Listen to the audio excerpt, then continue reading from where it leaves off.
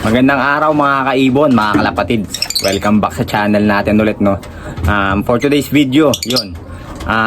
Lalagyan natin ng mga leg band yung mga painakay natin dito, no. Tapos mamaya pag-uusapan natin kung gaano ba ka-importante yung paglalagay ng leg band, no, or sing-sing sa mga alaga nating African lovebirds. Yun. Tara mga kaibon, tara. Lagyan na natin ng leg band yung mga painakay natin.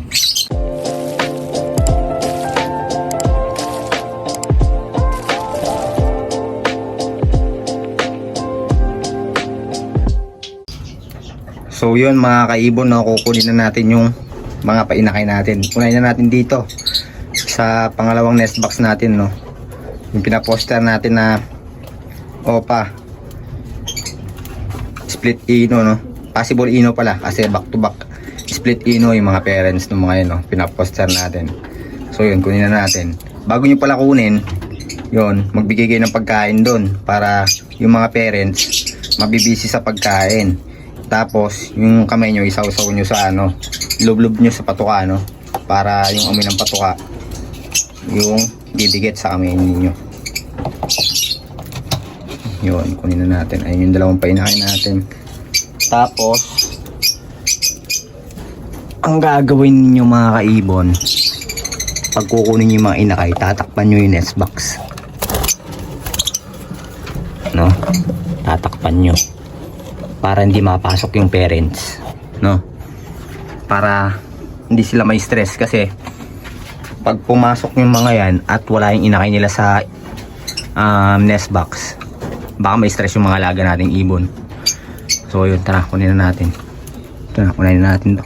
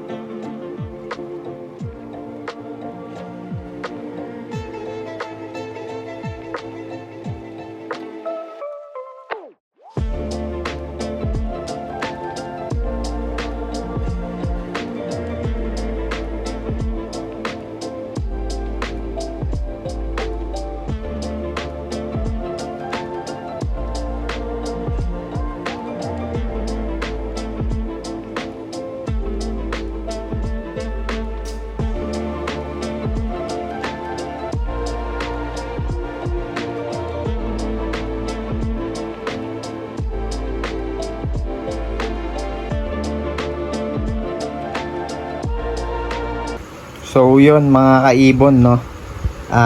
Ito yung ano, example natin, no, sa logbook natin. Yung mga nilagyan natin kanina ng sing-sing. Yun. Yan yung mga ano natin, example natin. So gaano nga ba ka-importante yung paglalagay ng ano, sing-sing sa mga alaga ng African lovebirds? Tara, pag-usapan natin yan mga kaibon. Yun mga kaibon, inabot na tayo ng ano, ng gabi, no, dahil ano, biglang may ginawa tayo kanina pero nalagyan na natin ng mga singsing yung mga alaga nating African lovebirds. Tapos yung medyo malalaki na, yun, hindi na kasya, no, ayaw ng ano, pumasok ng singsing sa paa nila, kaya hindi na natin nalagyan yung iba. Buti na lang yung mga maliliit pa, no, alam nalagyan natin yung ano, yung iba yung maliliit pa kasi magkakakulay sila yun. Gano'n nga ba ka-importante yung paglalagay ng singsing sa mga alaga nating African lovebirds, no, sa mga painakay natin? So napaka-importante nung paglalagay ng leg band, lalo na kung iba't ibang mutation yung mga binibreed mong African lovebirds. Tapos for example, no, meron kang mga parisa na back-to-back green opa split ino, back-to-back green opa split dilute, back-to-back green opa split pale fallow, back-to-back green opa split dan follow, ganyan, no. So syempre, di naman lahat ng iaanak niyan ay visual, no. Maglalabas siya ng mga green opa, no, possible split dun sa mga mutation ng nila, parents nila. For example, ino, dan follow, pale follow, no, dilute. So magkakamukha yung mga iaanak niyan. Yun, dun pumapasok yung mga leg band ng mga alaga nating African lovebirds, no, para mailag natin,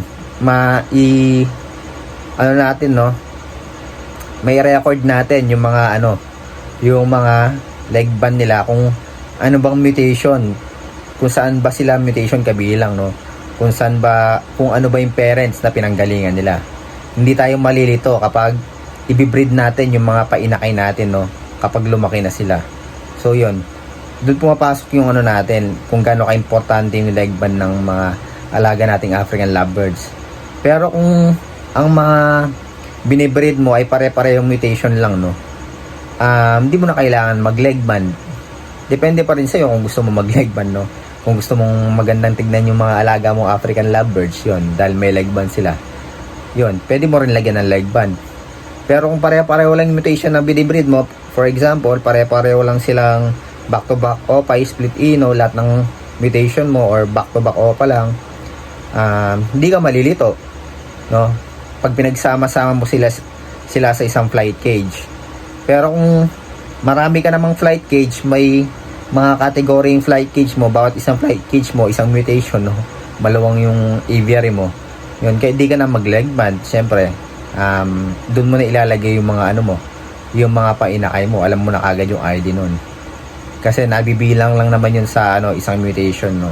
Pero kung pagsasama-samahin mo sila sa isang malaking flight cage, yun, tapos iba-ibang mutation, malilito ka talaga pag lumaki na yung mga yun, no, dahil magkakapareho nga yung mga kulay nila.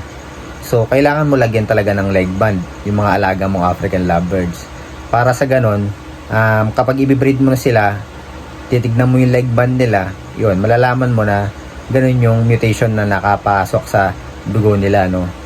Yun, ganun ka-importante yung mga leg band natin.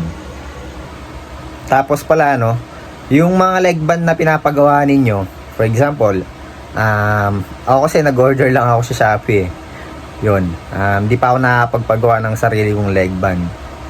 Pero nasa yata 200 plus yata yung 10 pieces, ganun yata pag nagpagawa ka, pwede mong lagyan ng pangalan ng aviary mo, tapos pwede mo rin lagyan kung anong mutation yung nakapasok sa kanila. For example, ino, palagyan mo ng ino sa huli, no, or PF, ibig sabihin pale follow, or DF, ibig sabihin dan follow, no, yun, pwede rin dilute, DIL na lang yung palagay mo, ganun. Meron ako kilala si Sir Melchor Advincula, no, shoutout kay Sir Melchor Advincula. Yun, yung mga singsing na pinapagawa niya, yung mga leg band na pinapagawa niya, nilalagyan niya ng mutation sa uli. Meron tayo dyan, yung isa ay yung dalawang ibon natin na galing tatlo yung galing na ibon sa kanya, no, nandyan. Yung mga gold na kulay ng singsing na galing sa kanya, yun, may mga ino na nakalagay yun, ibig sabihin split sa ino yung mga ibon na yun. Meron naman nakalagay na PF, ibig sabihin split sa pale follow naman yung mga ibon na yun, no. So yung mga pale follow na nakalagay sa kanya, yung singsing, kulay red naman yung kulay, yun, depende sa kulay, no, kung anong gusto nyo. Kung gusto nyo pare-pareho yung kulay, pwede rin. Pero yung kay Sir Melchor Advincula, pinag-iiba niya, no, yung kulay, para mas madali niya talagang malaman kung anong mutation yung nakapasok doon sa ibon niya. Yun, dagdag idea na rin mga kaibon, no, kung magpapagawa kayo ng mga leg band ng mga alaga yung African lovebirds. So yun mga kaibon, no. Buti na lang nalagyan natin ng leg band yung mga medyo malilit pa nating mga inakay, dahil yung mga malalaki na yun, di ko na malagyan dahil masikip na nga, hindi na pumapasok sa paa nila. Pumapasok na lang sa dalawang daliri, pero yun, di na talaga kasya, di mo na mahuhugot yung mga daliri nila sa likod, no. Kaya yun, di ko na nalagyan yung mga natin, yung sa Red Factor Opaline project natin, no. Hindi ko na nalagyan yung mga Opa Pale Follow natin na project, di na rin natin nalagyan yung 3 Pale Follow natin, no. Isa lang yung nag-Opa dun sa 3 Pale Follow natin, Blue Opa Pale Follow siya. Tapos yung dalawa Split Opa Ifkak sila, no. Yung isa green, yung isa blue.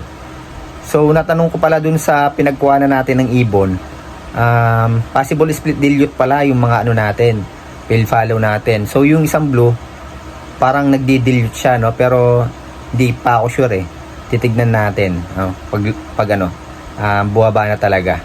Pero yung iba yun, na-harvestin na natin, katulad dun sa Crimino Opa project natin, yung dalawang green, no. Green split, possible split Opa Ifka, possible split Ino. Tapos yun, possible split sa Power Blue. Yun, baka bukas harvestin na natin yun.